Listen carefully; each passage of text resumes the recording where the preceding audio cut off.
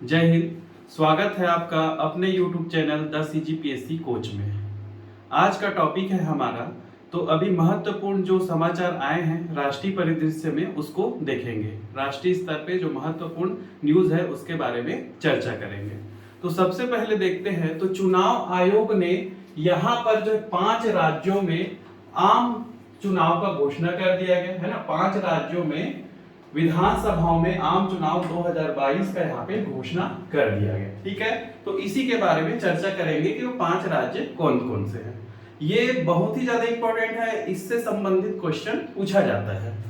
तो 8 जनवरी 2022 को भारत निर्वाचन आयोग ने गोवा, मणिपुर, पंजाब, उत्तराखंड और उत्तर प्रदेश राज्य में चुनाव की घोषणा की है। मतलब इन राज्यों में क्या होगा, चुनाव होगा, विधानसभा चुनाव यहाँ पे होगा। ठीक है, कौन कौन से राज्य है, तो गोवा है, इसके अलावा मणिपुर है, पंजाब है, उत्तराखंड है और उत्तर प्रदेश है।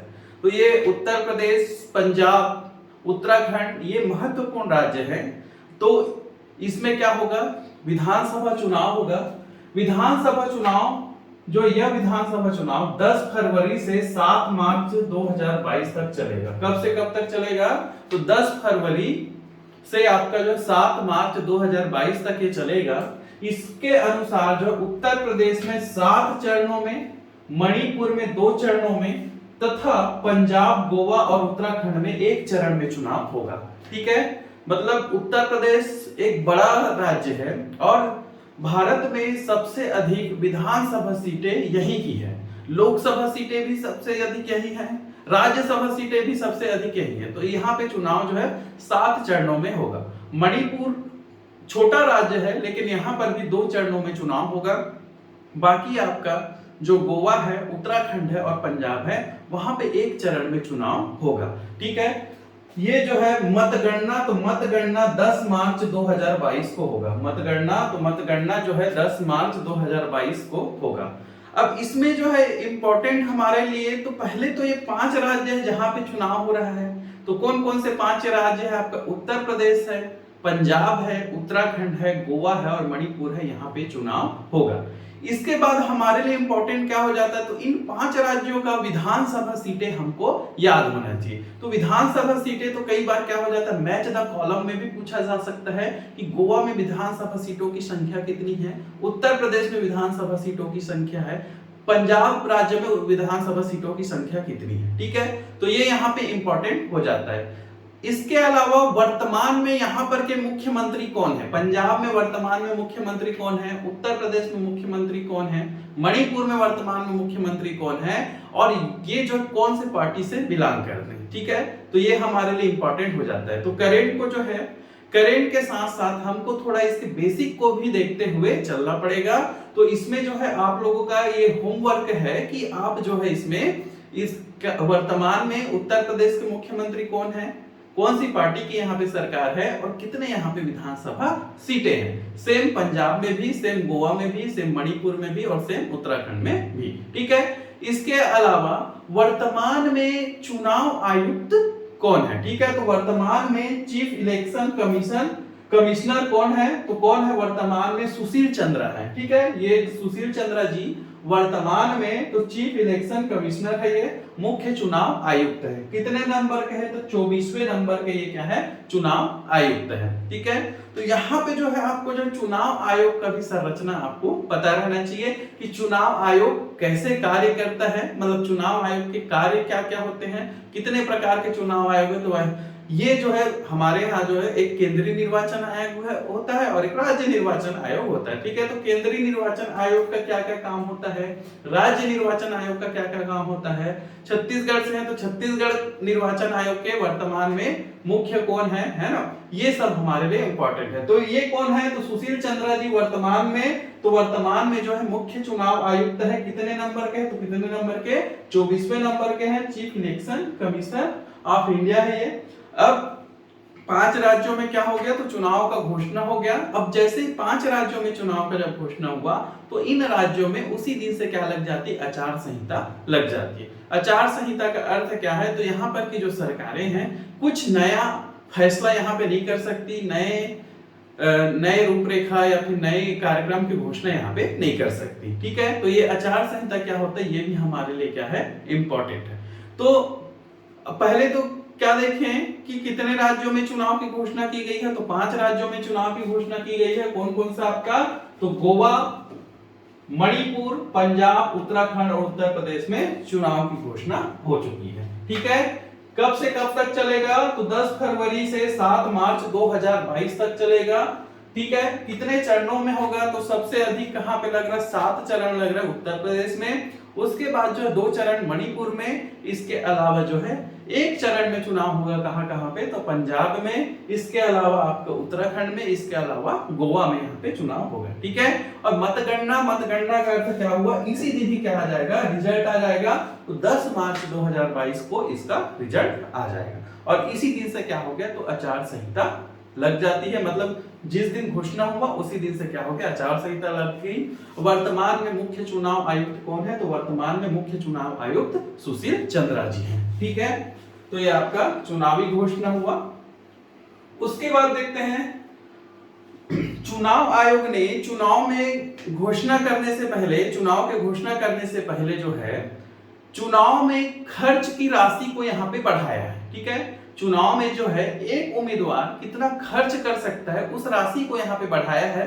तो ये हमारे लिए बेहद ही इंपॉर्टेंट है, क्योंकि ये बढ़ा है इसलिए यहाँ पे क्वेश्चन बन सकता है। ठीक है, तो इसमें जो है क्या हुआ, तो चुनाव में उम्मीदवारों की खर्च की सीमा में यहाँ पे वृद्धि किया गया। ठीक है, उम्मीदवार मतलब जो चुनाव लड़ना चाहते हैं उनको एक निश्चित सीमा के तहत ही खर्च करना रहता है। ठीक है, तो यहाँ पे खर्च को क्या किया गया, बढ़ाया गया है। कितना बढ़ाया गया उसको देखते हैं, तो 6 जनवरी 2022 को भारत के चुनाव आयोग ने लोकसभा और विधानसभा चुनाव में उम्मीदवारों द्वारा किए जाने वाले चुनाव खर्च की सीमा को बढ़ाने का घोषणा किया। ठीक है, इससे पहले कब बढ़ा था, तो इससे पहले 2014 में बढ़ा था।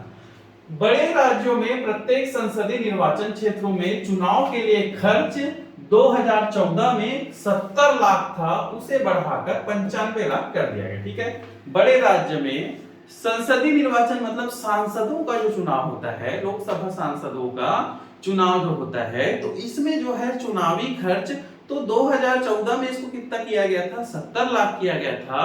अब इसको बढ़ाकर कितना कर दिया गया, तो कितना कर दिया गया, इसको 95 लाख कर दिया गया। ठीक है, तो पहले कितना था, 70 लाख था, अब क्या कर दिया गया, 95 लाख। तो हमको दोनों आंकड़ा याद होना चाहिए, क्या पता कितना बढ़ा है ये भी पूछ दिया जाए ना, कितना बढ़ा है, तो 70 में कितना बढ़ा है, तो 70 से बढ़ के कितना होगा, 95, तो दोनों के बीच में डिफरेंस कितना है, ये भी क्वेश्चन हमसे पूछा जा सकता है।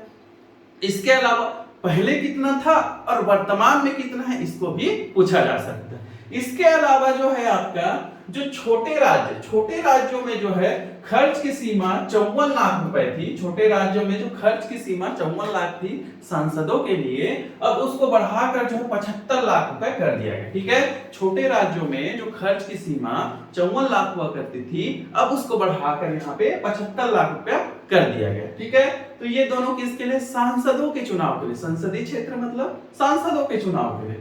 उसके बाद जो है आपका विधानसभा चुनाव या फिर विधायक चुनाव के लिए या फिर एक विधायक उम्मीदवार को खर्च कितना कर सकते हैं उसके बारे में देखते हैं। तो बड़े राज्यों में जो विधानसभा क्षेत्रों के लिए खर्च की सीमा 28 लाख था, इसको बढ़ाकर अब 40 लाख रुपए कर दिया गया। ठीक है, बड़े राज्यों में कितना था, तो 28 लाख था। एक विधायक उम्मीदवार चुनावी खर्च कितना मैक्सिमम कितना कर सकता था, 28 लाख कर सकता था, अब उसको बढ़ाकर जो 40 लाख रुपए कर दिया गया। ठीक है, इसके अलावा जो छोटे राज्य, तो छोटे राज्य के मतलब विधानसभा क्षेत्रों में, छोटे राज्यों के विधानसभा चुनाव में, तो यहाँ पे जो है चुनावी खर्च 20 लाख था, तो 20 लाख से बढ़ाकर अब इसको 28 लाख रुपया कर दिया गया। ठीक है, तो 20 लाख से कितना कर दिया गया, 28 लाख रुपया कर दिया गया। अब ये जो है तो हमारे लिए क्या इंपॉर्टेंट है, तो क्या इंपॉर्टेंट है, चुनावी खर्च को यहाँ पे बढ़ाया गया है। एक उम्मीदवार को जितना खर्च करना रहता है उसके बारे में कौन बताता है, तो चुनाव आयोग बताता है। ठीक है, चुनाव आयोग ने क्या किया, तो यहाँ पे क्या किया, तो यहाँ पे जो है उम्मीदवारों की खर्च की सीमा को बढ़ाया है संसदीय क्षेत्रों में। तो संसदीय क्षेत्रों में पहले जो बड़े राज्यों में उसकी सीमा कितनी हुआ करती थी 70 लाख, अब उसको बढ़ाकर जो है 95 लाख कर दिया। ठीक है, इसके अलावा जो है छोटे राज्य, तो छोटे राज्यों में इसकी सीमा 54 लाख हुआ करती थी, अब इसको बढ़ाकर जो है 75 लाख रुपए कर दिया गया। ठीक है, इसके अलावा जो विधायकों का जो चुनाव होता है, तो विधायकों के चुनाव में खर्च सीमा 28 लाख रुपए थी, अब उसको बढ़ाकर 40 लाख रुपए कर दिया गया। छोटे राज्यों में जो खर्च की सीमा 20 लाख हुआ करती थी, अब उसको बढ़ाकर जो है 28 लाख रुपए कर दिया गया। तो ये हमारे लिए इंपॉर्टेंट है, हो सकता है इससे संबंधित क्वेश्चन पूछे जाए। ठीक है, फिर अगला देखते हैं। चौथा राज्य स्वास्थ्य सूचकांक 2019-20। ठीक है, चौथा राज्य सूचकांक मतलब ये क्या है, चौथा राज्य स्वास्थ्य सूचकांक 2019-20। ये जो है तो ये क्या है, राज्य के स्वास्थ्य या फिर हेल्थ से संबंधित यहाँ पे सूचकांक जारी किया जाता है। ठीक है, तो इस सूचकांक को कौन जारी करता है, तो कौन जारी करता है, नीति आयोग इसको जारी करता है। ठीक है, नीति आयोग, तो नीति आयोग के पदेन अध्यक्ष कौन होते हैं, तो प्रधानमंत्री जी होते हैं। ठीक है, तो नीति आयोग इसको जारी करता है। अब इस रिपोर्ट के शीर्षक का टाइटल क्या था, यानी शीर्षक क्या था, तो स्वस्थ राज्य और प्रगतिशील भारत था। ठीक है, टाइटल इसका क्या था, स्वस्थ राज्य और प्रगतिशील भारत था। ठीक है, दिसंबर 2021 में नीति आयोग ने चौथा राज्य सूचकांक स्टेट हेल्थ इंडेक्स 2019 भी जारी किया। ठीक है, क्या किया, 2019 में यहाँ पे जारी किया। अब इसमें जो है यह राज्य और केंद्र शासित प्रदेशों के रैंकिंग उनके स्वास्थ्य परिणामों के साल दर साल क्रमिक प्रदर्शन के साथ साथ उनकी व्यापक स्थिति के आधार पर तय करता है। ठीक है, तो ये जो है सूचकांक पहले कौन जारी करता है, तो कौन जारी करता है, नीति आयोग जारी करता है।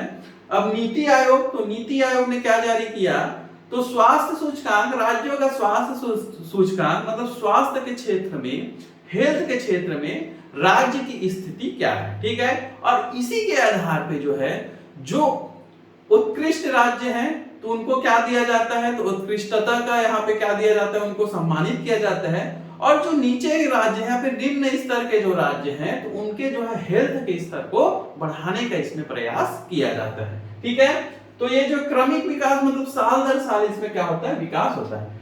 इस रिपोर्ट को नीति आयोग ने विश्व बैंक, ठीक है, विश्व बैंक, वर्ल्ड बैंक की तकनीकी सहायता एवं स्वास्थ्य एवं परिवार कल्याण मंत्रालय के गहन परामर्श से इसको बनाया है। ठीक है, क्या किया है, बनाया है, फिर विकसित किया है। ठीक है, तो नीति आयोग जो है किसका हेल्प लिया है, तो वर्ल्ड बैंक का हेल्प लिया है। इसके अलावा स्वास्थ्य एवं परिवार कल्याण मंत्रालय के सहायता से इसको विकसित किया। परिवार कल्याण मंत्रालय जो है इसको जो है आंकड़ा देगा, है ना, स्वास्थ्य से संबंधित। वर्ल्ड बैंक क्या करेगा, तो वर्ल्ड बैंक, विश्व बैंक इसको क्या करेगा, फंडिंग करेगा। ठीक है, तो इसी के सहायता से इसको क्या किया गया है, विकसित किया गया है।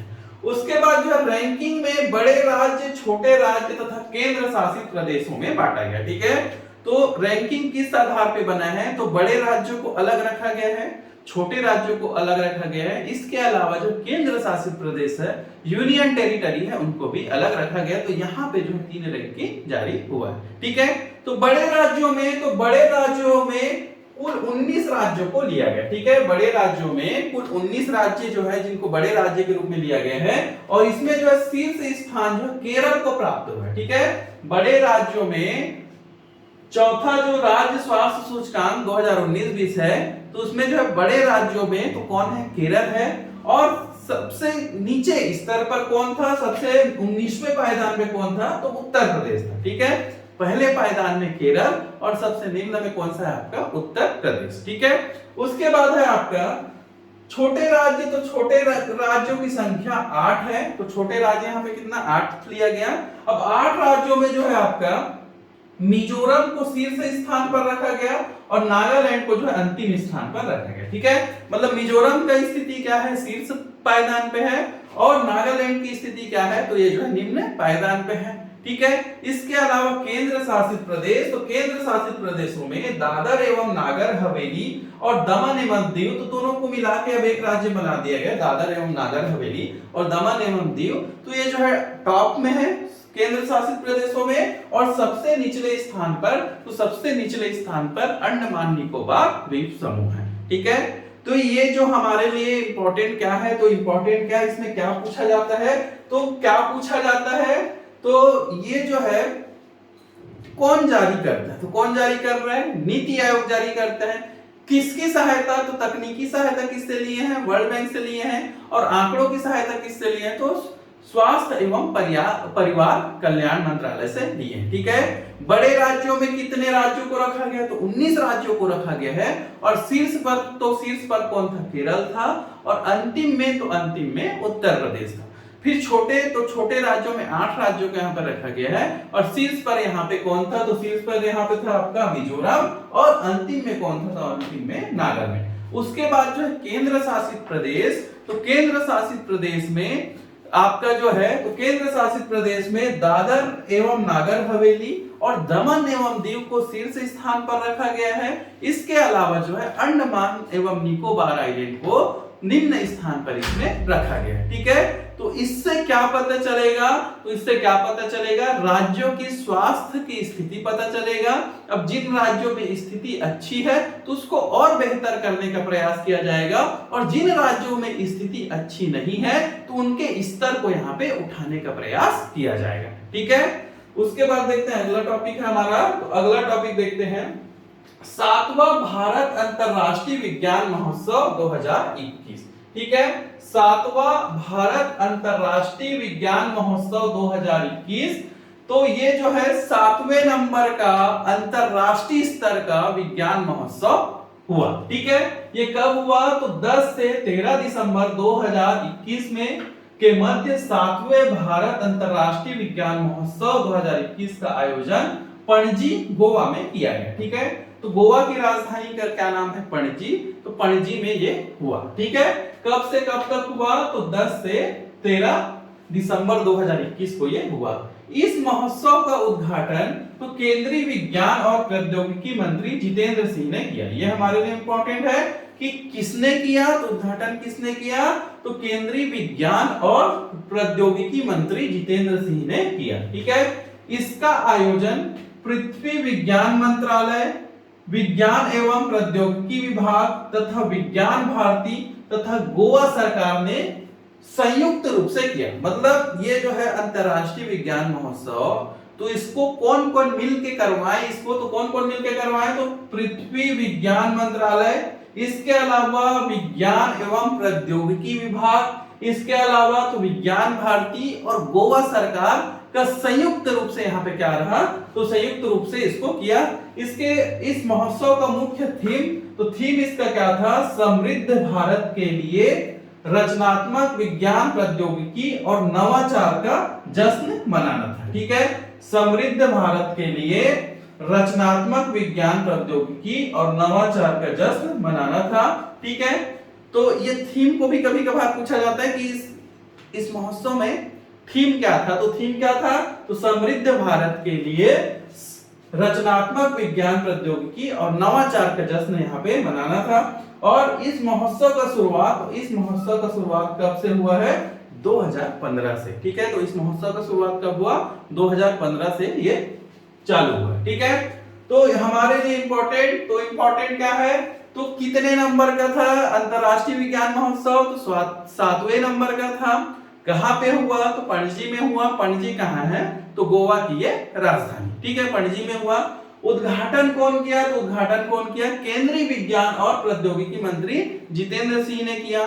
कौन कौन सी संस्थाएं थी, तो कौन कौन सी संस्थाएं, पृथ्वी विज्ञान मंत्रालय, इसके अलावा विज्ञान एवं प्रौद्योगिकी विभाग तथा विज्ञान भारती तथा गोवा सरकार ने संयुक्त रूप से इस कार्यक्रम को करवाया, ठीक है।